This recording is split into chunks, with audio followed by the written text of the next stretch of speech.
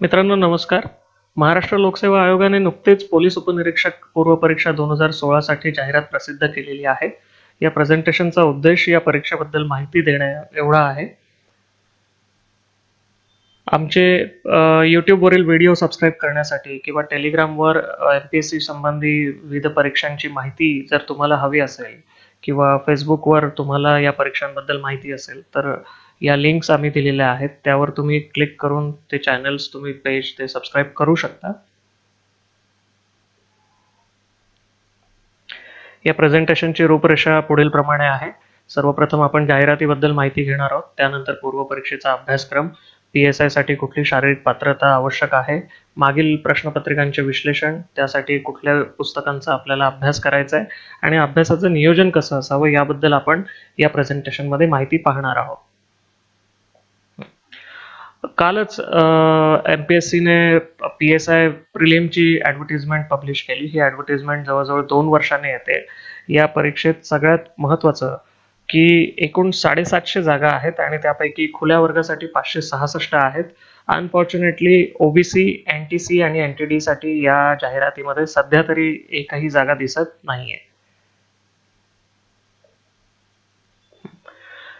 या जाहिरातीवरनं काही महत्त्वाचे मुद्दे आपल्याला लक्षात घ्यावे लागतील. परीक्षेचा दिनांक आहे 12 मार्च 2017 आणि मुख्य परीक्षा शक्यतो 27 जून 2017 किंवा त्यानंतर घेणं अपेक्षित आहे.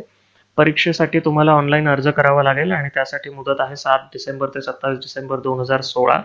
एक्झाम फीस आहे 373 जनरल कॅटेगरीसाठी आणि रिझर्व्ह कॅटेगरीसाठी ती 273 आहे. वयोमर्यादा सगळ्यात महत्त्वाचं, 1 एप्रिल 2017 रोजी तुमचं वय मोजलं जाणार आहे आणि त्यासाठी किमान वय आवश्यक आहे 19 वर्ष तर जास्तीत जास्त वय आवश्यक आहे 28 वर्ष. रिझर्व्ह कॅटेगरीसाठी एज रिलॅक्सेशन 3 वर्षांनी आहे आणि जे खेळाडू आहेत, माजी सैनिक आहेत किंवा ज्यांनी आणीबाणी आणि अल्पसेवा राजदिष्ट अधिकाऱ्याची सेवा पूर्ण केलेली आहे अशांसाठी 5 वर्षांनी एज रिलॅक्सेशन आहे. गेल्या 3 ते 4 वर्षामध्ये PSI साठी जी रिक्रुटमेंट MPSC ने केली आहे त्याची पदसंख्येची ही आकडेवारी तुमच्या समोर आहे. 2016 ची ही जी रिक्रुटमेंट आहे ही जवळजवळ 2 वर्षानंतर होत आहे आणि त्यात सर्वाधिक म्हणजे 750 जागा आपल्याला दिसत आहेत. तर सगळ्यात महत्त्वाचं PSI ही पोस्ट नेमकी कशी आहे, काय पगार आहे, हिची एक्झाम किती टप्प्यांमध्ये होते. तर ही नॉन गॅझेटेड म्हणजे अराजपत्रित ग्रुप B गट ब हे पद आहे आणि वेतन बँड आणि ग्रेड वेतन 9300 ते 34800 आणि ग्रेड पे जे आहे ते 4300 आहे. इन ॲडिशन टू दॅट तुम्हाला डिअरनेस अलाउन्स आणि बाकीचे जे काही देय भत्ते असतील ते मिळणार आहेत. परीक्षेचे जे टप्पे आहेत ते पूर्व परीक्षा, मुख्य परीक्षा, शारीरिक चाचणी आणि मुलाखत अशा 4 टप्प्यांमध्ये तुमचं सिलेक्शन केलं जातं. PSI परीक्षेसाठी तुम्ही जर अप्लाय करत असाल तर त्यापूर्वी तुम्ही ही शारीरिक पात्रता जी आहे, किमान अर्हता, ती तुम्ही पूर्ण केलेली असावी. पुरुष उमेदवारांसाठी किमान उंची अनवाणी 165 सेंटीमीटर हवी आहे आणि छाती न फुगवता ती 79 सेंटीमीटर हवी आहे आणि फुगवण्याची क्षमता किमान 5 सेंटीमीटर आवश्यक आहे. म्हणजे तुमची छाती न फुगवता 79 सेंटीमीटर पाहिजे तर फुगवून किमान 84 सेंटीमीटर आवश्यक आहे. महिला उमेदवारांसाठी जी शारीरिक पात्रता आहे ती केवळ उंचीशी संबंधित आहे आणि त्यांची उंची ही अनवाणी किमान 157 सेंटीमीटर आहे. सगळ्यात महत्त्वाचं, मुख्य परीक्षेकरिता आयोगाने विहित केलेले किमान अथवा त्यापेक्षा अधिक गुण मिळवणारे उमेदवारच शारीरिक चाचणीसाठी पात्र ठरतात आणि शारीरिक चाचणीमध्ये किमान 50% मिळवणारे उमेदवार पुढील मुलाखतीसाठी पात्र ठरतात. पूर्व परीक्षेची योजना PSI ची पुढील प्रमाणे आहे. एक पेपर असतो, त्यात 100 प्रश्न असतात, त्यासाठी 100 मार्क्स असतात. त्याची डिफिकल्टी लेवल ही पदवीची असते. माध्यम मराठी आणि इंग्रजी, म्हणजे तुम्हाला प्रश्न जे असतात ते मराठीतून आणि इंग्रजीतनं अवेलेबल असतात. एका तासात तुम्हाला हे 100 प्रश्न सोडवायचे आहेत. यांचं जे स्वरूप आहे ते वस्तुनिष्ठ बहुपर्यायी असतं आणि सगळ्यात महत्त्वाचं नेगेटिव्ह मार्किंग 1/4 आहे. म्हणजे तुमचे 4 उत्तरं चुकले तर एका प्रश्नाचा मार्क तुमचा वजा होणार. सिलेबस काय आहे या परीक्षेसाठी, तर यात इतिहास, भूगोल, नागरिकशास्त्र, अर्थव्यवस्था, विज्ञान, चालू घडामोडी, बुद्धिमापन चाचणी आणि अंकगणित या घटकांवर आधारित 100 प्रश्न विचारले जातात. साधारणपणे प्रत्येक टॉपिकवर 15-15 प्रश्न विचारले जातात, तर नागरिकशास्त्रावर एक 10च्या आसपास प्रश्न विचारले जातात. तुम्ही ही स्क्रीन नंतर हे प्रेझेंटेशन पॉज करून सिलेबस तुम्ही पाहू शकता. आपण पुढे जाऊया. हां, सगळ्यात महत्त्वाचं, जो उमेदवार मुख्य परीक्षा पास होईल त्याच्यासाठी शारीरिक पात्रता आवश्यक आहे. आणि ती शारीरिक पात्रता काय आहे, तर पुरुष उमेदवारांसाठी गोळाफेक आहे. त्याच्यामध्ये 7.25 किलोचा तो गोळा असतो आणि तो तुम्हाला फेकायचा असतो. त्याच्यासाठी 15 गुण असतात. पुलअप्स असतात, त्याच्यासाठी जास्तीत जास्त मार्क्स हे 20 असतात.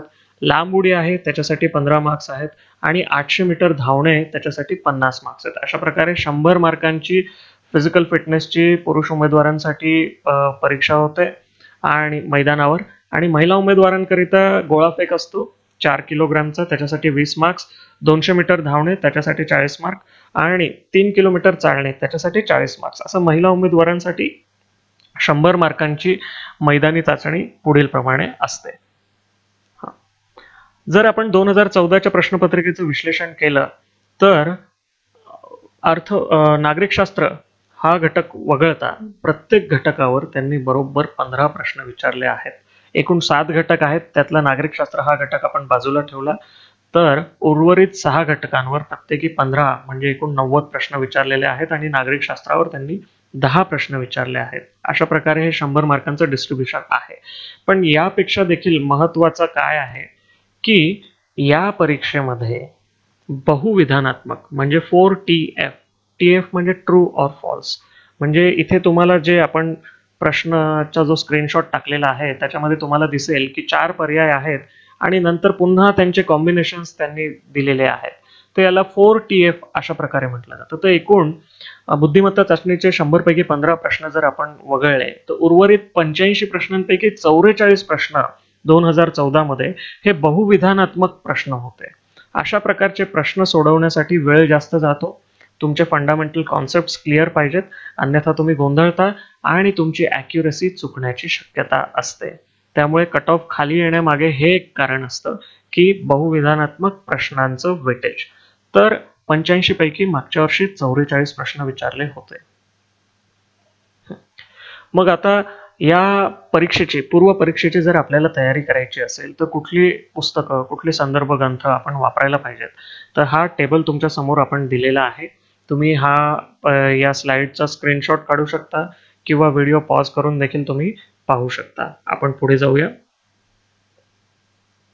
सगळ्यात महत्त्वाचं, आजपासून आपल्याला जवळजवळ 95 दिवस आपल्या हातात आहेत या परीक्षेची तयारी करण्यासाठी. PSI पूर्वची तयारी करण्यासाठी आपल्या हातात तब्बल किती दिवस आहेत? 95 दिवस. या 95 दिवसांचं नियोजन करताना, प्रत्येक दिवसाचं नियोजन करताना एक गोष्ट लक्षात घ्यायला पाहिजे की आपल्याला 3 गोष्टींची काळजी घ्यायला हवी. आणि त्या 3 गोष्टी कुठल्या आहेत? सर्वप्रथम तुमचं फिजिकल फिटनेस, कारण PSI परीक्षेमध्ये तुमची जी शारीरिक पात्रतेची जी चाचणी, मैदानी चाचणी होते, त्याच्यासाठी वेगळे वेगळे इव्हेंट्स आहेत. जसं गोळाफेक आहे, लांब धावणे आहे, उडी आहे, 800 मीटर धावणे आहे, पुलअप्स आहे. या प्रकारची कसरत तुम्हाला करावी लागते आणि ती एका दिवसात होत नसते. त्यामुळे आजपासूनच तुम्ही त्याची तयारी करणं गरजेचं आहे. त्यामुळे तुम्हाला रोज सकाळी उठून मैदानावर जावं लागणार आहे. त्याच्यासाठी तुम्हाला वेळ राखून ठेवावा लागणार आहे. याशिवाय बुद्धिमत्ता चाचणी आणि चालू घडामोडीची तुम्हाला तयारी करायची आहे. त्याच्यासाठी तुम्ही दिवसातला काही एक वेळ बाजूला काढून ठेवा आणि उर्वरित वेळ हा सामान्य अध्ययन म्हणजे इतिहास, भूगोल, अर्थशास्त्र, विज्ञान, नागरिकशास्त्र या विषयांची तयारी करण्यासाठी तुम्हाला पाहिजे. सगळ्यात महत्त्वाचं, जेव्हा आपण बुद्धिमत्ता चाचणी, चालू घडामोडी आणि सामान्य अध्ययन या विषयांच्या बाबतीत विचार करतो तेव्हा तुम्हाला साधारणपणे त्याचे 3 टप्पे करता यायला पाहिजे. पहिल्या टप्प्यामध्ये तुम्हाला सखोल वाचन करायचंय. त्याच्यासाठी तुम्ही 1.5 महिना द्यायला पाहिजे, कारण आपल्या हातात 90 पेक्षा जास्त दिवस आहेत आणि त्यामुळे पहिल्या 45 दिवसामध्ये तुम्ही सखोल वाचन करायचंय. ते झाल्यानंतर तुम्ही पहिली रिव्हिजन घ्या, त्याच्यासाठी पुन्हा 1 महिना द्या आणि दुसऱ्या रिव्हिजनसाठी जी तुमची फायनल रिव्हिजन असणार आहे त्याच्यासाठी तुम्ही 20 दिवस द्या. मला वाटतं इतका वेळ जर तुम्ही दिला तर तुम्हाला कोणीही प्रिलिम पास होण्यापासून अडवू शकत नाही. पण सगळ्यात महत्त्वाचं की बुद्धिमत्ता चाचणी, चालू घडामोडी आणि फिजिकल फिटनेस या 3 गोष्टींकडे तुम्ही दुर्लक्ष करून चालणार नाही. तर आपल्याला आता अभ्यासाचं नियोजन करायचं असेल तर कसं करायचं? तर सगळ्यात आधी आपण आयोगाच्या वेबसाईटवर जायला पाहिजे, सिलेबसची प्रिंट काढायला पाहिजे, मागच्या वर्षीच्या प्रश्नपत्रिकांची प्रिंट काढायला पाहिजे. इथे एक गोष्ट लक्षात घ्या की PSI, STI आणि असिस्टंट यांच्यासाठी एकत्रित पूर्व परीक्षा ही 2017च्या परीक्षांपासून पुढे होणार आहे. त्यामुळे ही जी 2016ची PSI प्रिलिम आहे ही स्वतंत्र परीक्षा होणार आहे आणि त्यामुळे त्याचा सिलेबस हा तुम्हाला जो आयोगाच्या वेबसाईटवर आहे तोच तुम्हाला प्रिंटआउट काढून त्याचा अभ्यास करावा लागणार आहे. दुसरा टप्पा हा की अभ्यासक्रमातील सगळ्यात महत्त्वाचे जे मुद्दे आहेत ते तुम्ही पॉइंट आउट करायला पाहिजेत आणि त्यानुसार मोजक्याच पुस्तकांचा तुम्ही प्राधान्यक्रम ठरवायचा आहे आणि त्याची पुन्हा पुन्हा उजळणी करायची आहे. मोजकेच पुस्तकं वाचून पुन्हा पुन्हा उजळणी केल्याने ते लक्षात राहण्यास जास्त सोपं जातं आणि तुमची ॲक्युरेसी वाढू शकते, तुमचा स्कोअर चांगला इम्प्रूव्ह होऊ शकतो. वेळेचं योग्य नियोजन करा, स्वतःचं वेळापत्रक आखा आणि ते वेळापत्रक आखत असताना त्यात उजळणी आणि रिव्हिजनसाठी तुम्ही सरावासाठी वेळ राखून ठेवायला पाहिजे, सगळ्यात महत्त्वाचं. ठीक आहे. चालू घडामोडींची तयारी करत असताना खरं म्हणजे तुम्ही मागील 1 वर्षाचे न्यूजपेपर्स वाचून स्वतःच्या नोट्स काढणं आवश्यक होतं. पण आता आपल्या हातात समजा तुम्ही ते केलेलं नसेल आणि आपल्या हातात फक्त 3 महिन्याचा जर अवधी असेल तर मग तुम्ही काय करायला पाहिजे, तर सकाळ वृत्तपत्राचे काही स्पेशल इश्यूज आलेले आहेत करंट अफेअर्सचे. आतापर्यंत त्यांनी त्रैमासिकाच्या स्वरूपात 3 अंक त्यांनी काढलेले आहेत आणि 4था अंक वर्षाच्या शेवटी किंवा जानेवारी महिन्यामध्ये ते काढतील. तर ह्या 4 स्पेशल इश्यूजचा तुम्ही अभ्यास करायला पाहिजे. याशिवाय तुम्ही इंटरनेटवर वेगवेगळ्या वेबसाईट्स आहेत करंट अफेअर्सचे PDF वगैरे प्रोव्हाइड करणारे, त्या तुम्ही फॉलो करा. आणि एक गोष्ट लक्षात घ्या की 85 पैकी 15 प्रश्न हे करंट अफेअर्सवर विचारले जातात. त्यातले अर्धे प्रश्न तुम्ही जर तयारीत असाल तर सहज उत्तरं देऊ शकतात. काही प्रश्न किचकट असतात, पण त्या प्रश्नांकडे तुम्ही जर का फोकस केलं आणि 85 पैकी 70 मार्कांचा जो स्टॅटिक पार्ट आहे आपला सामान्य अध्ययनातला त्याच्याकडे दुर्लक्ष केलं तर ते याचा परिणाम तुमच्या स्कोअरवर होऊ शकतो. आणि त्यामुळे करंट अफेअर्सची तयारी करत असताना कॉस्ट बेनिफिट रेशो लक्षात असू द्या, त्यावर जास्त वेळ खर्ची करू नका. मग आता याच्या पुढे अभ्यासाचं नियोजन कसं असावं, मुख्य परीक्षेची तयारी कशी करावी, हे जे पुढचे जे विषय आहेत त्या बाबतीत आपण जसं मला वेळ मिळेल त्यानुसार मी व्हिडिओ बनवेल. तुम्हाला सर्वांना सध्या या परीक्षेसाठी मी शुभेच्छा देतो आणि हे प्रेझेंटेशन आपण इथेच थांबवूया. तुम्ही सर्वांनी जे क्युरिओसिटी दाखवली आहे आणि आपला यूट्यूब चॅनल जो आहे त्याचे 500 सबस्क्रायबर्स पूर्ण झालेले आहेत, त्याबद्दल मी सर्वांचा मनस्वी आभारी आहे. पुन्हा एकदा तुम्हाला मी शुभेच्छा देतो आणि हे प्रेझेंटेशन थांबवतो. धन्यवाद.